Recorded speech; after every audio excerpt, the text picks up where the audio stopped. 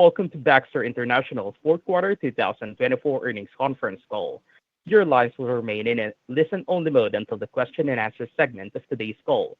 At that time, if you have a question, you will need to press the star one on your touch-tone phone. If anyone should require assistance during the conference, please press star then zero on your touch-tone phone. As a reminder, this call is being recorded by Baxter and is copyrighted material. It cannot be recorded or rebroadcast without Baxter's permission. If you have any objections, please disconnect at this time. I would now like to turn the call over to Ms. Claire Trachtman, Senior Vice President, Chief Investor Relations Officer at Baxter International. Ms. Trachtman, you may begin. Good morning, and welcome to our fourth quarter 2024 earnings conference call. Joining me today are Brent Shafer, Baxter's Chair and Interim Chief Executive Officer, Joel Grade, Baxter's Executive Vice President and Chief Financial Officer, and Heather Knight, Baxter's newly appointed Chief Operating Officer. On the call this morning, we will be discussing Baxter's fourth quarter and full year 2024 results, along with our financial outlook for the first quarter and full year 2025. With that, let me start our prepared remarks by reminding everyone that this presentation, including comments regarding our financial outlook for the first quarter and full year 2025, the anticipated impact of our strategic actions, the potential impact of various regulatory and operational matters, and the macroeconomic environment on our results of operations, contain forward-looking statements that involve risks and uncertainties, and of course, our actual results could differ materially from our current expectations. Please refer to today's press release and our SEC filings for more detail concerning factors that could cause actual results to differ materially. In addition, on today's call, non-GAAP financial measures will be used to help investors understand Baxter's ongoing business performance. A reconciliation of certain non-GAAP financial measures being discussed today to the comparable GAAP financial measures is included in the accompanying investor presentation and available in our earnings release issued this morning, which are both available on our website. As a reminder, continuing operations excludes Baxter's kidney care business and Baxter's former biopharma solutions business, which are both reported as discontinued operations. During the Q&A session this morning, Brent, Heather, Joel, and I will be available to address questions. Questions on our results and outlook will be addressed by me and Joel. Now I'd like to turn the call over to Brent. Brent? Thank you, Claire, and good morning, everyone. I appreciate you joining us. As you know, I've recently stepped into the role of Chair and Interim CEO at Baxter. Joel Almeida led the business through a period of significant evolution over his 9-year tenure, and we're sincerely grateful for his dedication to the company. One of the board's top priorities, of course, is the identification of a permanent CEO. The board is actively engaged in the search process with the support of a leading firm, evaluating both internal and external candidates. We're moving expeditiously, but most importantly, we're taking a rigorous approach to ensure we identify the right candidate to lead Baxter into the future.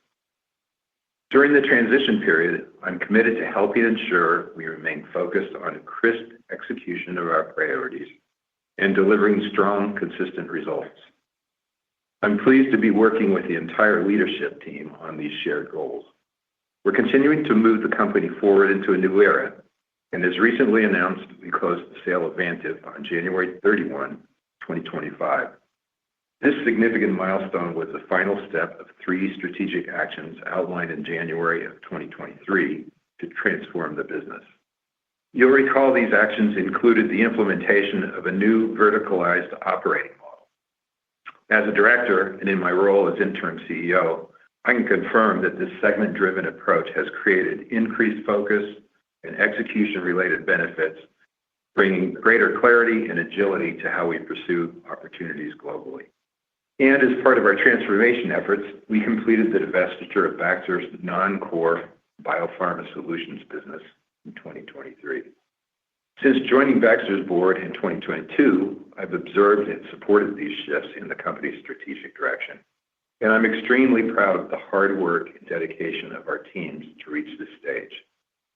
These actions have positioned Baxter to accelerate innovation for patients and customers and to drive profitable growth for our shareholders. Later in this call, Joel will provide details on our quarterly and full year performance, as well as our outlook for 2025. As you have seen in this morning's release, we finished 2024 on a high note, beating our fourth quarter guidance for continuing operations on both the top and bottom lines. And we're starting 2025 building on this positive momentum. During this interim period, I'll be working closely with Heather, Joel, and the rest of Baxter's strong leadership team to ensure we maintain that momentum. I've been very impressed by what I've experienced in the last few weeks. An engaged, talented, highly motivated team that is squarely focused on Baxter's mission to save and sustain lives. A truly collaborative spirit and an intense focus on delivering on our commitments. This includes initiatives focused on innovation and profitable growth to enhance performance, deliver increased value, and to better serve the needs of our patients and customers. To support these efforts, and as we've shared earlier this month, we've instituted a new Chief Operating Officer position as a next step in leveraging the potential of our vertical operating model. We're fortunate to have Heather Knight step into this role as COO. Heather brings extensive experience and a proven track record to this position after a successful tenure as head of our largest segment, Medical Products and Therapies, among other key leadership roles at Baxter and prior large healthcare companies. She'll be leading day-to-day operations across our three segments, encompassing global commercial operations, R&D, supply chain, and medical and regulatory affairs. Her leadership will be critical as we navigate the next phase of growth. Now, I'd like to turn it over to Heather to share her perspectives. Heather? Thank you, Brent, and good morning, everyone. I'm very pleased to be joining today's call. I look forward to building upon what we've achieved to date and helping to launch a new chapter of accelerated performance for the company. As Brent mentioned, over the last 2 years, I've had the privilege of leading Medical Products and Therapies, or MPT, which is Baxter's largest segment with over $5 billion in sales and operations spanning the globe. During this time, I spearheaded numerous vital initiatives with the support of my talented colleagues, including the recent successful launch of our Novum IQ infusion pump platform in the United States. As the leader of MPT, I also helped oversee the North Cove recovery efforts following Hurricane Helene. Given the essential nature of the products that are manufactured in North Cove, we spared no expense in our efforts to help address product supply for patients and customers, including importing products from Baxter sites globally. Thanks to the incredible dedication and resilience of the North Cove and broader Baxter teams, we were able to restart production on 8 of the site's 10 manufacturing lines in the fourth quarter. Our final 2 manufacturing lines came online in January, and I'm very proud to report that we are now producing at pre-hurricane levels. This is just another critical milestone in our recovery as we continue to work to replenish inventory and support our customers' and patients' needs. Additionally, I've served as the lead interface to many of our key customers and have been deeply involved in successfully renegotiating the recent renewals of select U.S. GPO contracts, helping to ensure we continue to meet our customers' needs while also delivering positive movement in pricing. As COO, I'm excited to build upon my deep knowledge and understanding of our markets and operations to enhance collaboration across our segments and create a more holistic Baxter experience for our customers and the patients they serve. I'm confident that by harnessing our combined strengths and expertise, we can unlock significant value and accelerate our efforts to drive customer-inspired innovation for all of our stakeholders. I look forward to partnering with Brent, Joel, and the entire Baxter team as we work to achieve our strategic objectives and deliver exceptional results. I'll now turn it over to Joel to discuss our financial performance in more detail. Joel? Thanks, Heather, and good morning, everyone. I'm happy to be joining the call this morning to provide some additional details on Baxter's fourth quarter and full year 2024 financial performance, as well as commentary on our financial outlook for 2025. As Brent mentioned, we are very pleased with our fourth quarter results and how we ended the year. Our results came in ahead of our prior guidance on both the top and bottom lines, driven by better-than-expected sales and solid operational performance.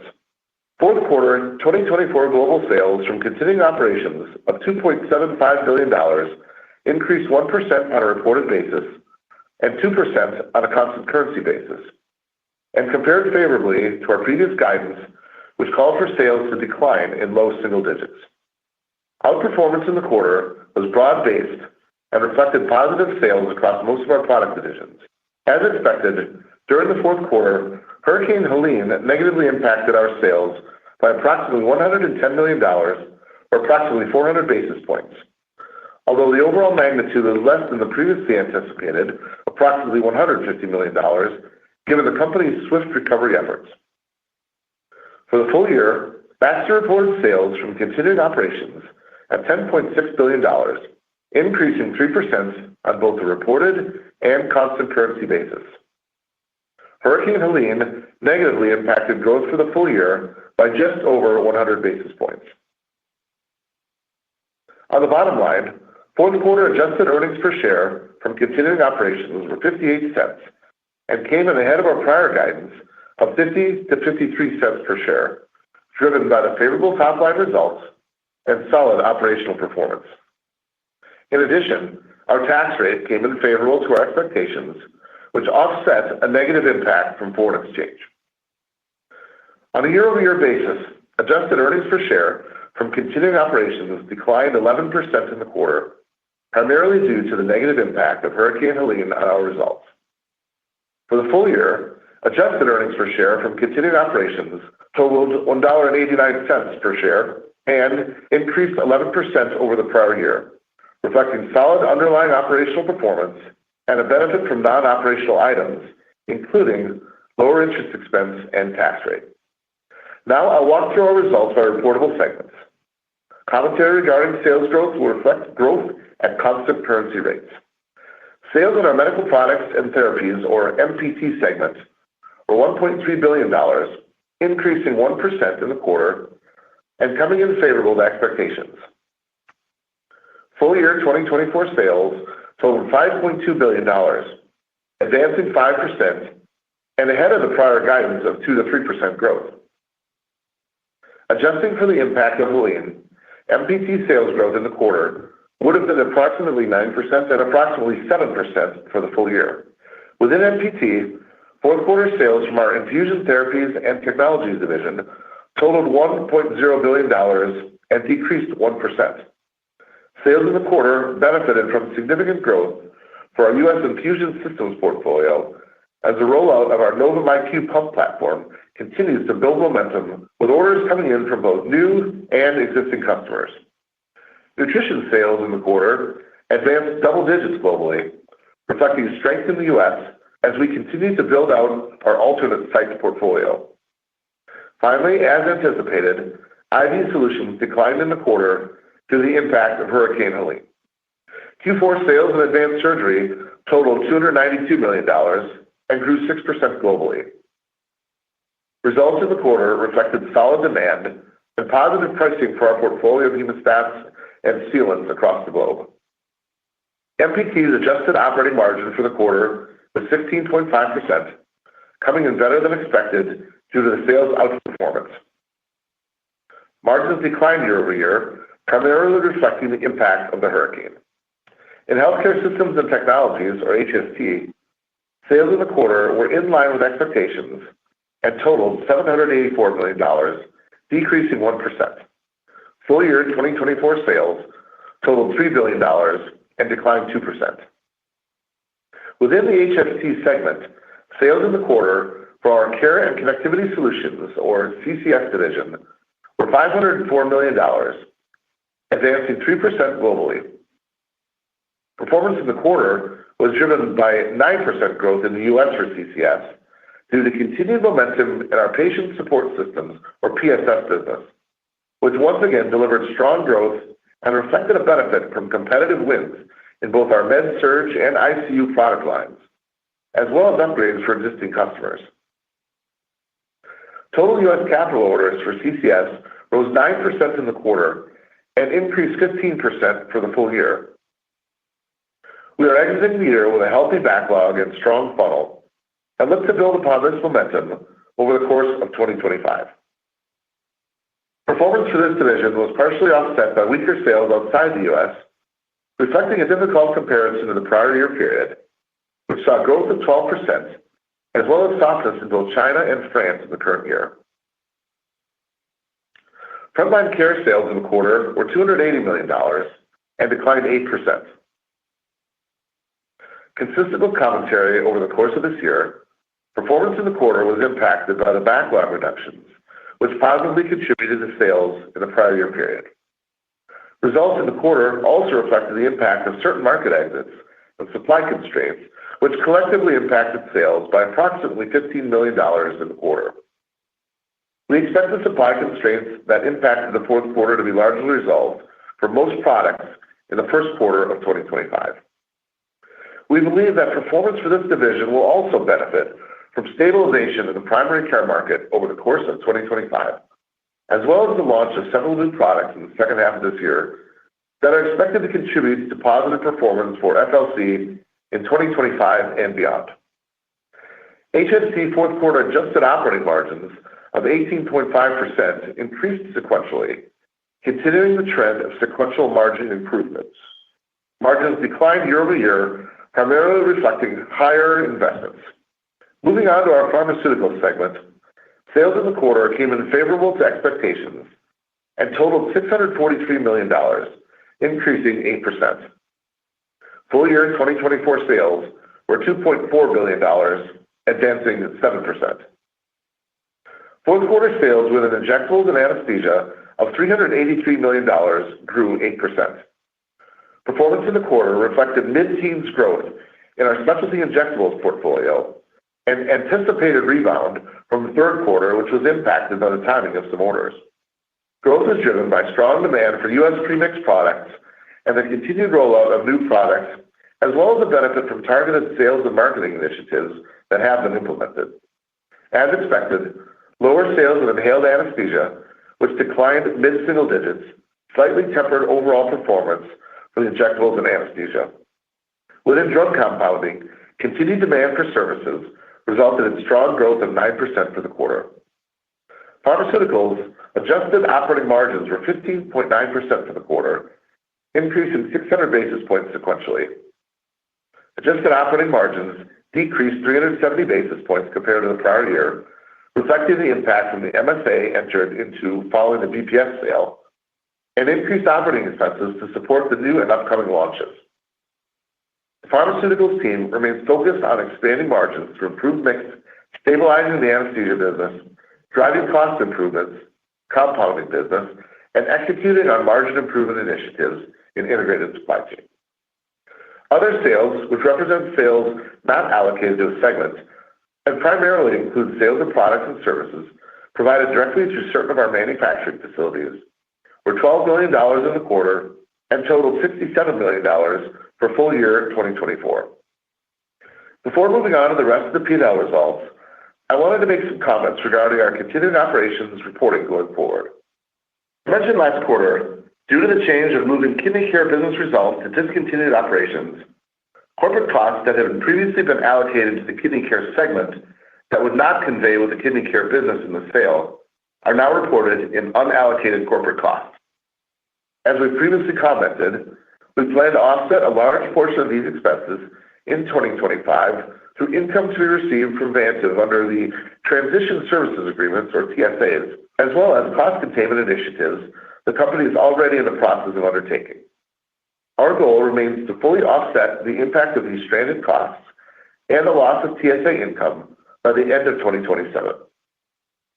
Fourth quarter adjusted gross margin from continuing operations was 44.5%, coming in favorable to expectations and reflecting a sequential improvement of 80 basis points.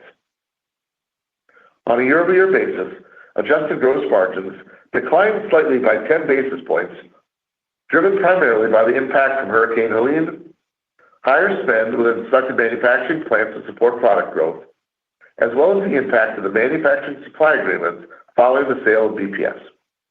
Positive contributors to margin in the quarter were ongoing benefits from our margin improvement programs within our integrated supply chain network, as well as favorable product mix and pricing initiatives in select markets. Adjusted gross margin from continuing operations for the year totaled 43.5%. Fourth quarter adjusted SG&A from continuing operations totaled $679 million, or 24.7% as a percentage of sales, an increase of 190 basis points from the prior year period as we continue to make select investments to support our growth objectives and new product launches. This increase also included approximately $30 million of select discrete items that are not expected to repeat, including increased employee healthcare expenses due to high-cost medical claims incurred during the quarter, fees associated with our tax optimization program, and phasing of stock compensation expenses. These higher expenses were offset by benefit from lower stranded costs. Full year 2024 adjusted SG&A totaled $2.66 billion and represented 25% of sales. Adjusted R&D spending from continuing operations in the quarter totaled $131 million and represented 4.8% as a percentage of sales, an increase of 10 basis points compared to the prior year period, and reflects our continued investments in advancing new products across the portfolio and bringing innovation to patients across our segments. 2024 full year adjusted R&D totaled $510 million, or 4.8% as a percent of sales. These factors resulted in an adjusted operating margin of 15.2% on a continuing operations basis, coming in favorable to expectations and improving 70 basis points sequentially. Compared to the prior year, adjusted operating margins from continuing operations decreased 190 basis points, driven by the factors I just discussed, as well as an unfavorable impact from foreign exchange. Full year 2024 adjusted operating margin from continuing operations was approximately $1.5 billion, or 13.9% of sales. Net interest expense from continuing operations totaled $90 million in the quarter, an increase of $18 million versus the prior year period, reflecting lower interest income. For the full year, net interest expense totaled $341 million, decreasing $98 million, and reflecting the benefit of our debt repayment initiatives. Adjusted other non-operating income totaled $4 million in the quarter compared to income of $10 million in the prior year period. For the full year, adjusted other non-operating income totaled $38 million compared to $5 million of income in the prior year period, primarily reflecting lower foreign exchange losses. The continuing operations adjusted tax rate for the quarter was 10.8% and came in lower than expected. For the full year, the continuing operations tax rate was 17.5%. Both the full year and fourth quarter tax rates reflect the benefit of initiatives we have undertaken to optimize our global tax rate. And as previously mentioned, adjusted earnings from continuing operations were 58 cents per share for the quarter and decreased 11% versus the prior year. Positive contributions to earnings included improved commercial performance from new product launches and positive pricing. In the quarter, these drivers were offset by the negative impact of Hurricane Helene, which we estimate impacted our results by approximately 10 cents per share, and an unfavorable impact from foreign exchange and interest expense of approximately 6 cents per share. Full year 2024 adjusted earnings per share from continuing operations totaled $1.89 per share, an increase of 11% as compared to the prior year period. Let me conclude my remarks by discussing our outlook for the full year 2025 and the first quarter of 2025, including some key assumptions underpinning the guidance. All guidance provided excludes the impact of kidney care discontinued operations. For full year 2025, Baxter expects total sales growth of 5 to 6% on a reported basis. This guidance includes an approximate 200 basis points negative impact from foreign exchange based on current rates, as well as approximately $345 million of anticipated MSA revenues from Vantive. Operationally, Baxter expects sales to grow 4 to 5%. This guidance excludes the impact of foreign exchange, MSA revenues, and the planned exit of IV Solutions from China as the company continues to focus on driving profitable growth. The negative impact from exiting the IV Solutions business in China is approximately 60 basis points to growth. Operational sales guidance for the full year by reportable segment is as follows. For MPT, we expect sales to increase approximately 5%, driven by continued momentum with our Novum LVP launch, the benefit of positive pricing in the U.S., and other underlying business momentum. This guidance excludes the impact of exiting the IV Solutions market in China, which is estimated to impact sales growth by 120 basis points. Sales in our HST segment are expected to increase approximately 3%, and is expected to be balanced across both CCS and FLC. We expect pharmaceuticals to increase approximately 5 to 6%, driven by mid-single-digit growth in both specialty injectables and drug compounding. Now turning to our outlook for other P&L line items. As previously shared, we expect full-year adjusted operating margin from continuing operations to total approximately 16.5% and includes TSA income of approximately $125 million. We expect our non-operating expenses, which include net interest expense and other income and expense, to total between $250 to $270 million. On a continuing operations basis, we anticipate a full-year tax rate of approximately 19.5%. We expect our diluted shares count to average approximately 515 million shares for the year, which does not contemplate any share repurchases. Based on all these factors, we now anticipate full-year adjusted earnings on a continuing operations basis of $2.45 to $2.55 per diluted share. This outlook includes an estimated negative impact of approximately 3 cents per share from foreign exchange based on current rates. A couple of other quick comments I'd like to make regarding our outlook for 2025. First, I'd point out that our current guidance includes a slight impact from tariffs enacted in China, but does not reflect any impact from potential tariffs that are contemplated for Mexico and Canada, given the fluidity of the situation and potential for further delays to implementation and possible exemptions. Second, in 2024, costs that had previously been allocated to kidney care that did not convey with the discontinued operations presentation were reported in unallocated corporate costs. Starting in 2025, these costs will be allocated to the 3 segments along with related TSA income.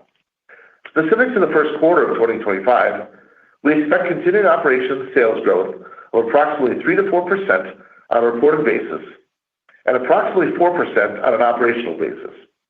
For the first quarter, foreign exchange is expected to negatively impact the top line by more than 200 basis points, and MSA revenues are expected to total approximately $60 million. The China IV Solutions exit is expected to impact top-line growth by approximately 60 basis points in the first quarter. On a continuing operations basis, we expect adjusted earnings per share of 47 cents to 50 cents per share.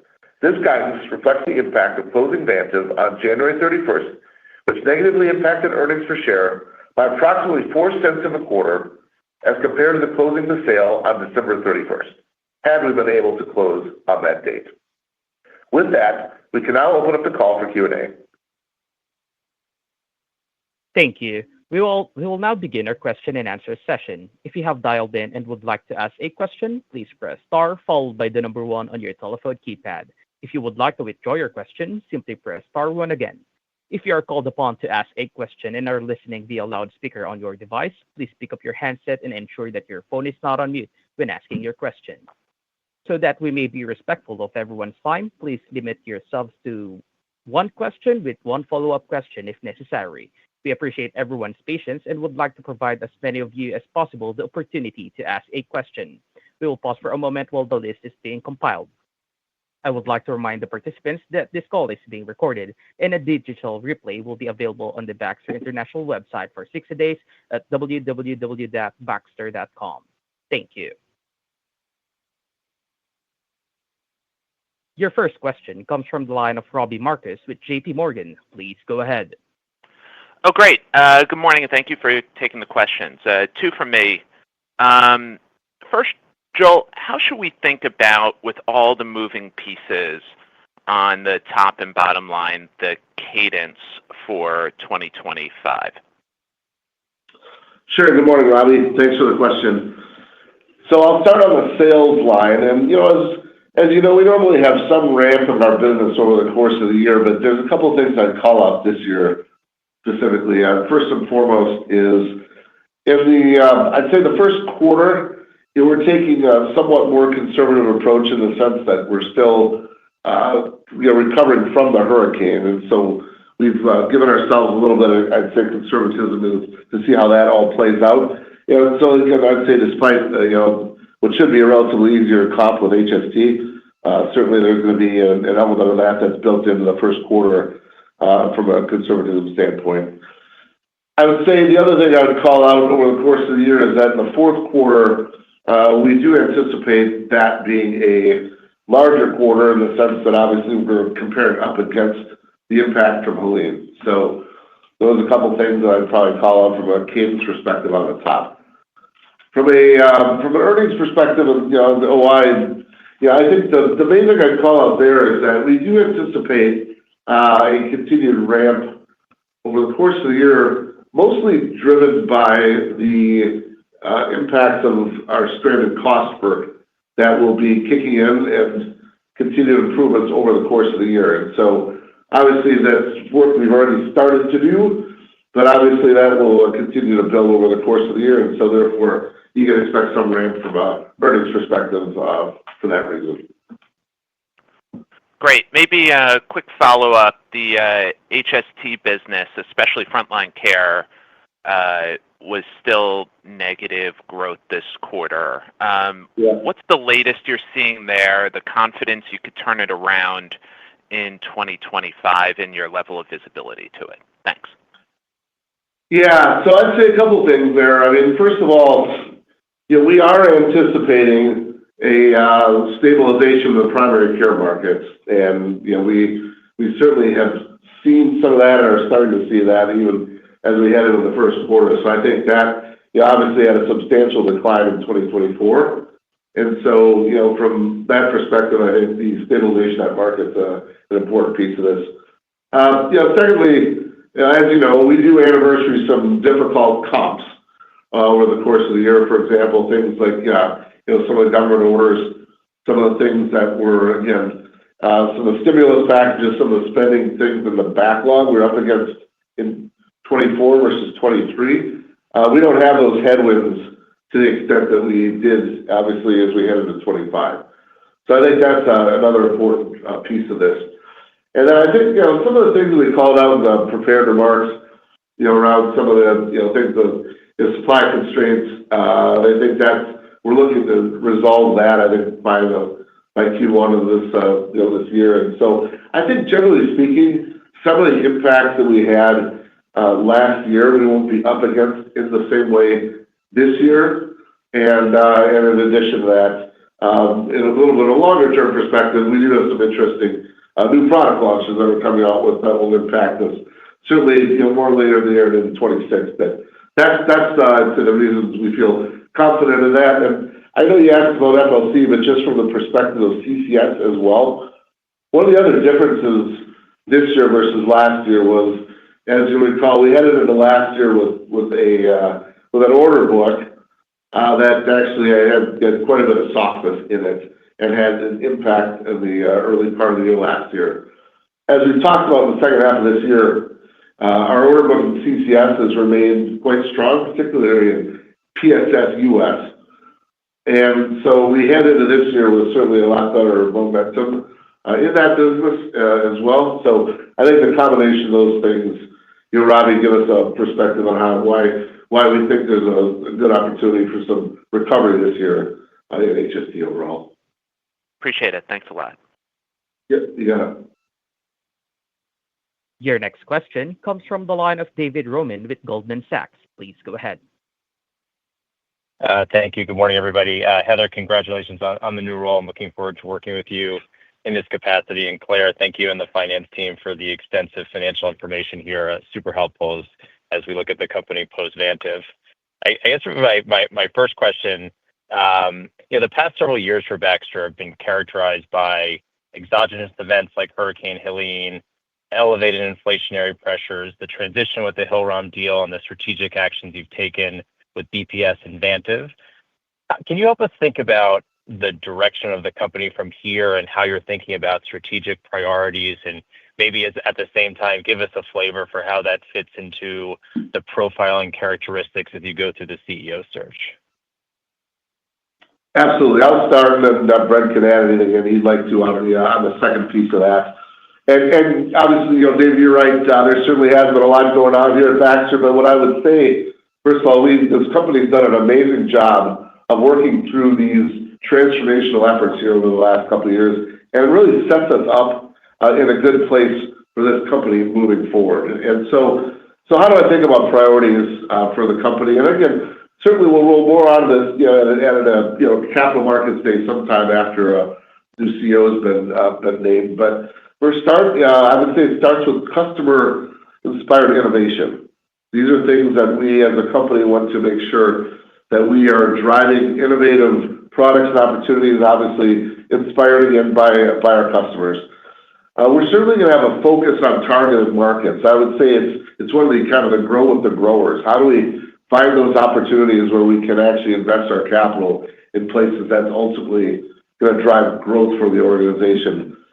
I'd say the third thing really I would think about it is how do we optimize the structure of our company? Obviously, with the sale of the kidney business, optimizing both our cost structure from a standard strict cost perspective, but also optimizing our supply chain and some of the things that allow us to take advantage of some of the, we'll call it, more simple supply chain opportunity without having to have our home deliveries of a kidney business. So that's the third thing.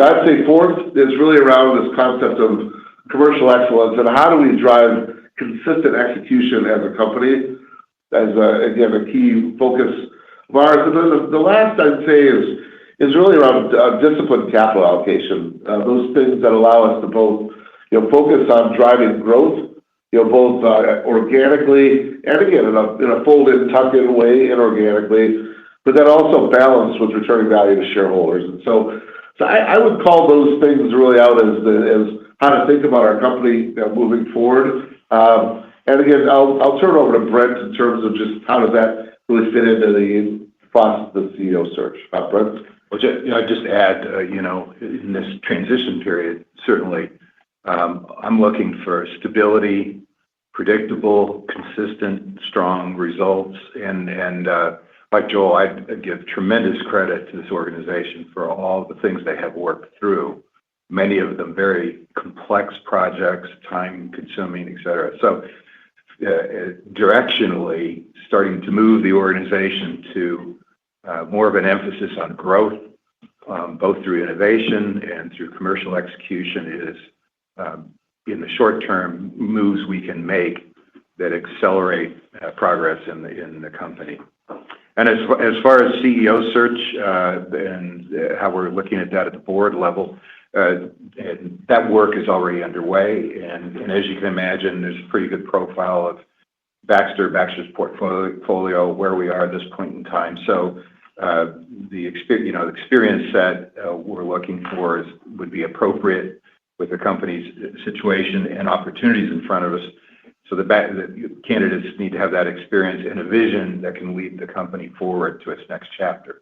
And having been here and now been on the board and just working with this management team, I just think there is phenomenal opportunity here because so much heavy lifting has been done over the last few years to streamline and to put this new vertical organization in place, which I think is a real winner, honestly. It's a great opportunity. Thank you. And maybe just a quick follow-up on the financial side. Joel, can you walk us through the post-Vantive sale capital structure of the company and maybe update us on target leverage ratios and the time frame to achieve that? Yeah, absolutely. So maybe I'll start with the leverage ratio. Certainly, what we've talked about, we're continuing to be committed to is a target leverage ratio around 3 times net debt to EBITDA. I think that is a level that gives us, again, this opportunity to both balanced strategic investments in the company, and as well, again, return value to shareholders in a way that I think balances out our capital structure. We anticipate being able to achieve that target leverage by the end of 2025. Will certainly happen sometime in the later part of the second half of the year. Feel good about that. Obviously, since the deal closed with Vantive, we paid down nearly $3 billion of debt. The first part of it was taking out our delayed draw term loan that we had taken out earlier in 2024. And then we also paid off a portion, about $1 billion, of a 2026 term loan. That was actually our highest coupon debt. So I guess I would say, between that work and our continued efforts in terms of driving free cash flow out of the organization, I feel comfortable with the fact that we're heading towards that target. That'll allow us then again really to adjust our capital allocation priorities from what's been mostly paying down debt to those areas that would allow us to get to invest in, get continued investments in driving organic growth, continued opportunities for fold-in, tuck-in opportunities, where that makes sense, and the opportunity to restart a buyback program. Certainly initially to offset option dilution, and then I would say opportunistically from there. Terrific. Thanks so much. Thanks, Dennis. Your next question comes from the line of Matt Miksic with Barclays. Please go ahead.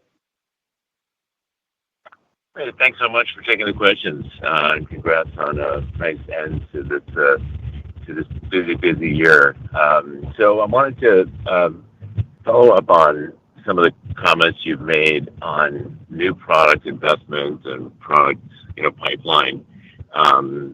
If you could talk a little bit about which business lines those which you'd highlight, and then maybe timing as to when we might start to see some of the benefits of these investments. Then I have one follow-up.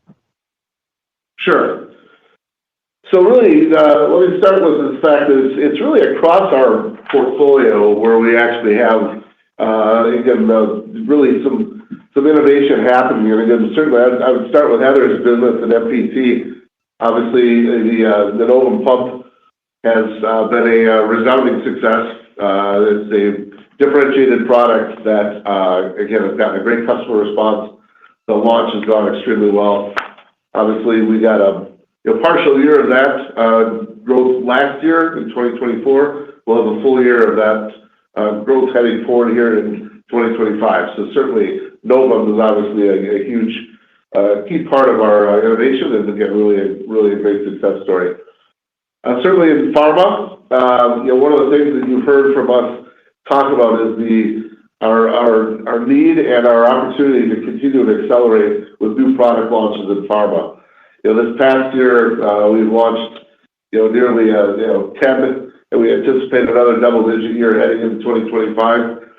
That is something you should expect from us to continue to do. And while there's not necessarily one large molecule that you can tie something to, that level of activity is something that we are committed to and have a great pipeline of opportunities ahead of us. I would tell you that the effect of that, you see the growth that we've had in our pharma business, and so you're seeing the impacts of some of that that's already happened. And we anticipate, as we head into next year, again, another solid year from pharma in terms of their innovation as well. From an HST perspective. Great. Yeah, so that's super helpful. The one other comment I wanted to make is maybe a follow-up on Robbie's on HST is just the environment for sort of capital and some of the patient support devices and other things that you're selling, fleets of beds, et cetera, that you're selling in hospitals. Just maybe a general comment on that environment, demand cycles, sector trends, anything that can help us gauge where that business is going. Thanks so much. Yeah, absolutely. Thanks for the question. Yeah, so I would say generally speaking, the capital environment is quite good. I think as we've talked about this year, our capital orders, particularly in PSS in the U.S., especially in the second half of the year, have actually been been very consistent. And, over year, we've had, about a 15% growth in those orders, which obviously, there's a timing element in terms of when the orders turn into cash or turn into a sale. But we certainly headed into this next year with some good momentum, and we expect to continue to build on that momentum as we head into 2025. So I would say, generally speaking, the capital environment is quite good, both from the patient monitoring devices as well as from a beds perspective. Obviously, we've had continued success with our Progressive Plus model as well. So, I think overall the environment is healthy. We're encouraged by some of the competitive wins that we've had in those areas. And as I said, we're anticipating some new products coming out that'll benefit us as we, particularly in that area, as we head into 2026. And maybe Joel, this is Brent, just to add a comment here. I believe, from what I've seen, there's been a significant improvement in the commercial organization in the U.S., particularly in those categories. And so I think we're seeing the benefit of upgrades made in that area and real rigor around the commercial processes there. So a credit to those teams. Excellent. I appreciate the color. You bet. Your next question comes from the line of Vijay Kumar with Evercore ISI. Please go ahead. Hi, guys. Good morning, and thank you for taking my question. Joel, maybe my first question was on margins here. I know the optics, these are apples to oranges comparison rate, but the year-on-year, it does look margins are up 250 basis points. So if you can just break that down, right? What is TSA? How much of this was stranded costs, which were there in fiscal 24, and that's going away? What is pricing element here? And did the China IV fluid exit, is that a headwind or a tailwind to margins? Okay, yeah, thanks for the question, Vijay. Let me start with I think the easiest way to bridge our what ended the year at our 13.9 to our target that we've talked about and guided to of 16.5%. I think the way to think about that is that if you take the 13.9 and you add about 40 basis points for the 2024 impact of Helene, and then you add about 220 basis points of what would be the stranded cost impact. And then you take about 100 basis points of what I'm going to call operational improvements as we head into 2025. Those are things like pricing, particularly in the U.S. in our MPT business. Those are things like product mix. One of the things that we talked about is the improvement of our injectables portfolio, the higher growth in our advanced surgery, the improvement in HST. All those are mix elements that add to our positive there.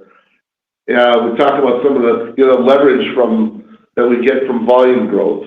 And so I think, and again, obviously some of the things we talked about, new product launches, that's where you get that 100 points of benefit. And obviously we're reinvesting some of that, but that's a key element of it.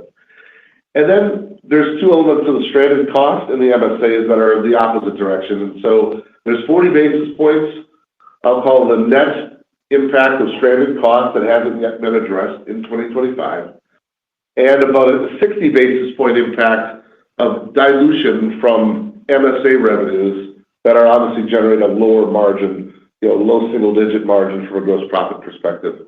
So Vijay, that really is the bridge, and so that takes you from the 13.9 to the 16.5. So hopefully that gives you some perspective on that. Can you repeat your second question? No, that was extremely helpful, Joel. My second one was on if I look at the performance in the quarter, it looks like the beat was this was just more than the headwinds from Hurricane Helene coming in slightly better than expectations, right? Can you quantify what the headwind from Helene was in the quarter, and what drove the beat X the hurricane impact? It looks like pumps was very strong, so maybe some commentary around pump performance.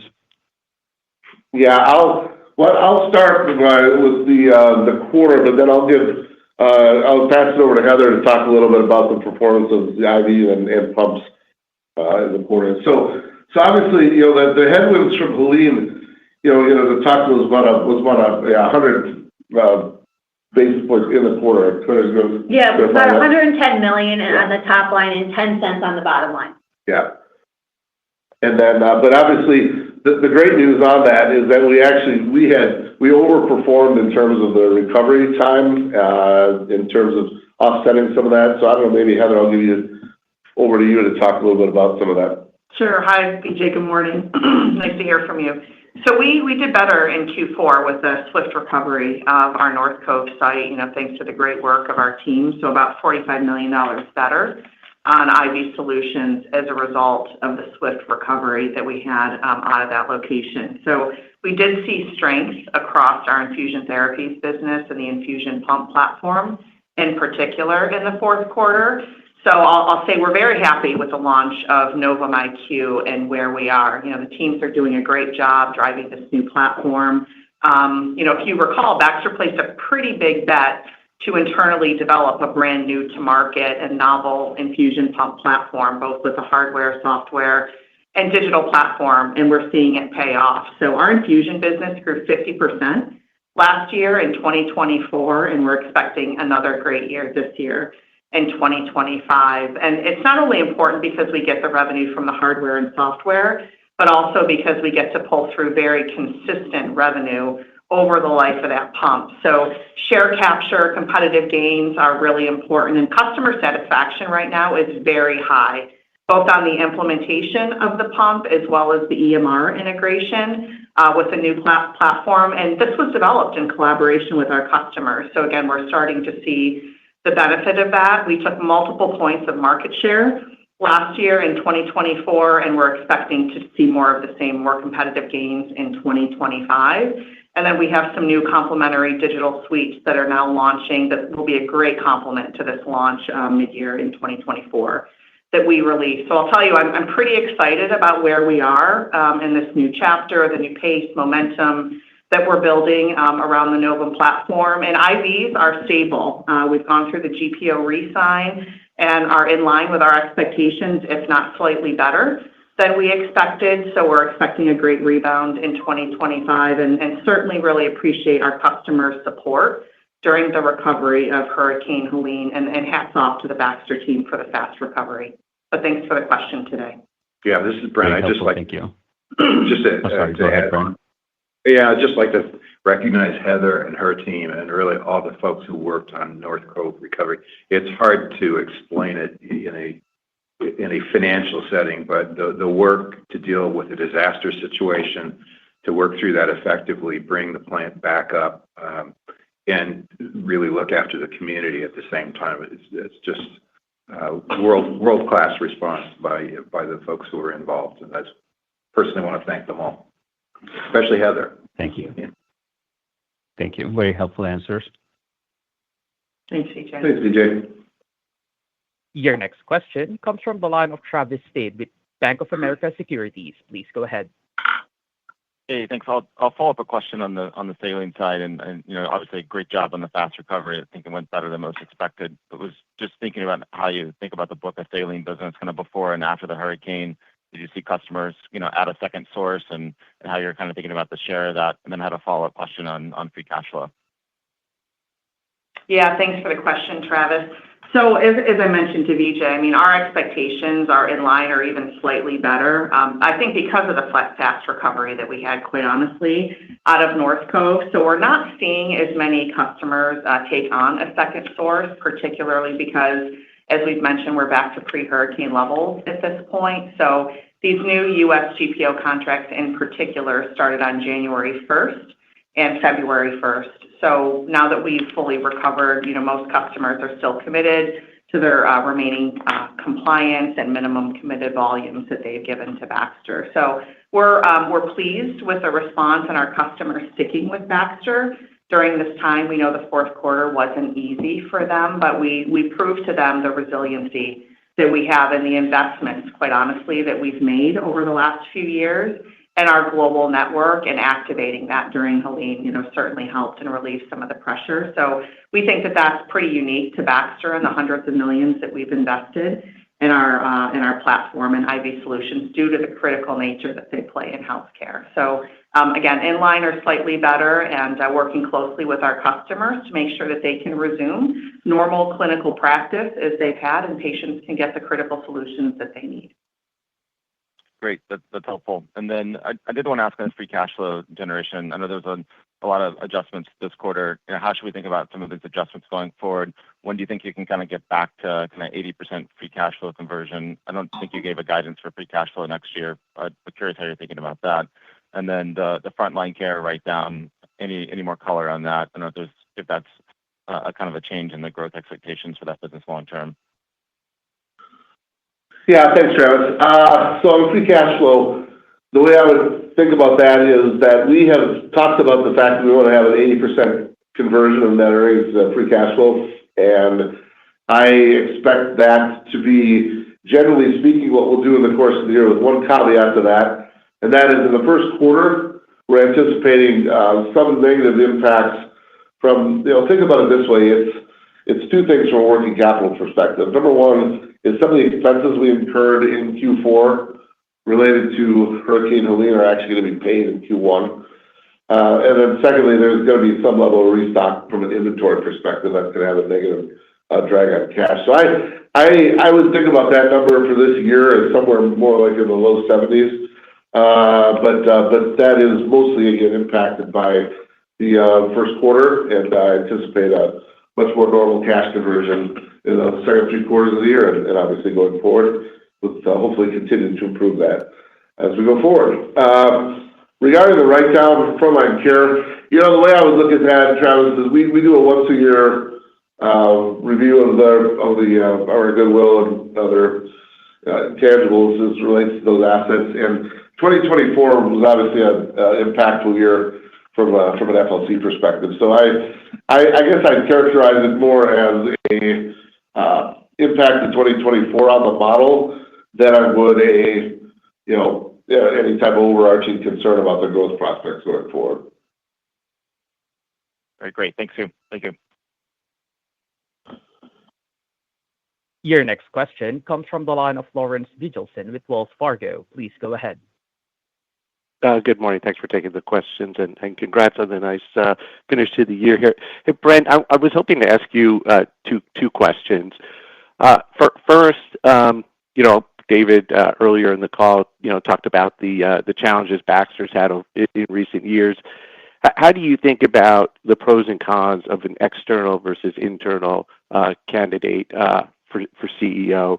Bringing in a fresh perspective versus someone who kind of already knows Baxter. I have one follow-up for you.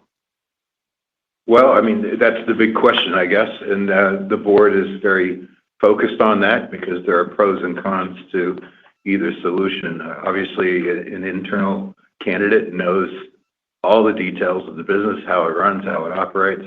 An external one can bring a fresh perspective, but they have to ramp up quickly to try to catch that same level of knowledge, which takes a while, especially in a complex business. So I can just tell you that it is a full board activity. The board is very focused on this, and though they would like to move as quickly as possible, the general sense is it's more important to get the right fit for the company at this point in time than it is to necessarily be quick. So I hope that gives you a little flavor for it. That does. Thank you.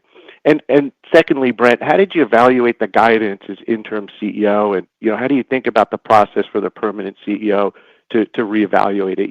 That just to be candid, right? The investors typically think a new CEO will come in and want to put his or her stamp on the guidance, may want to change investment priorities and things like that. So how did you think about that? Thanks for taking the question. How do I think it coming in as an interim, you mean? Yeah. Well, yeah. I mean, is there a risk the new CEO comes in and says, hey, we need to invest more and, changes the guidance? Yeah. Well, I think, we've seen at a board level seen the 3-year look at the business and are aware of the details and the drivers, and being on board now and in the business, I feel good. I feel like there are solid plans in place. Of course, when you have another person at the helm, and I'm interim leader, so my focus is really on executing the plans that are in place. Another person may put a different filter on it, but the general situation around our markets, our offerings are known very well in the business. So, anyone coming in would be building on that. I guess that's all I can assume. It's kind of a hard question to answer because it depends. I think the one thing I would just give Brent the opportunity, and he's talked about it, I would just reiterate the fact that, this is a great opportunity for someone to come in. And again, Brent has a perspective on that and maybe could share that as well. But I think as we talked about some of the key strategic initiatives that have been done over these last 3 years, again, last couple of years, there's a really nice opportunity for someone to come in here and take a company that really, I think, is actually set up well for success. And so I don't know if Brent has comment. I comment a little bit about that. I mean, the organization, as you know, has been consumed with a lot of project work, very tough, detailed work, working through these separations, the spins. And there is a real energy in the organization to turn now to growth and innovation. And so you can feel it. You really can. And that is a real opportunity here. There are good leaders ready to move it forward. And I think whoever comes into the role, that is the key piece to drive is that profitable growth from the base that's been done now, because a lot of cleanup's been done. All right. Very helpful. Thank you for taking the questions. Thank you. The next question comes from the line of Danielle Antalffy with UBS. Please go ahead. Hey, good morning, everyone. Thank you so much for taking the question. And Heather, excited to work with you. Just a quick question. Actually, Larry's question is a good segue into Brent and Joel and Heather. Just as we look to 2025 and sort of some of the pipeline drivers specific to 2025 and maybe even 2026. I know you guys talked about like 10 product launches in pharma, for example, but any color you can give on sizing these and what we as analysts and investors can look forward to over the next 12 to 24 months. And that's all. Thanks so much. Sure. I'll start, and others can chime in as they like. So I guess I'll start with what I call a few of the kind of key drivers as we think about our guidance in 2025, the year ahead of us. Number one, we continue to have strong growth in MPT. I think, obviously, as we mentioned a little earlier, the full year of the Novum launches, again, we're really excited about that. Our advanced surgery, we're anticipating continuing to go mid-single-digit growth there. And our clinical nutrition business, which actually kind of an interesting notice, has started into penetration into the ASC space. So we've seen some nice growth there and anticipate that continuing into the next year, as well as the impact of GPO pricing. That's a strong element in that business. We talked a little earlier about the recovery of HST and the continued momentum on the capital side, in particular the PSS in the U.S., as well as the stabilization, of FLC. We talked about pharma as sort of the key of the innovations, the new product launches, and the mix improvement there of injectables relative to compounding, and I'd say even stabilization on the anesthesia side.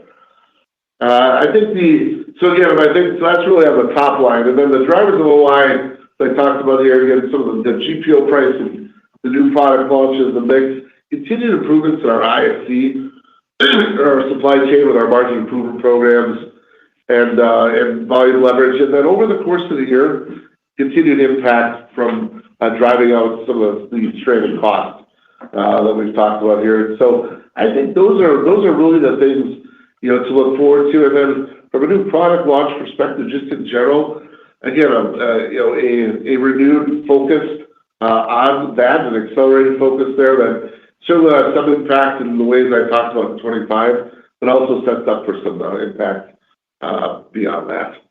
Anything else anyone would add to I'll that? chime in. Yeah, I'm looking forward to working with you too. This is Heather.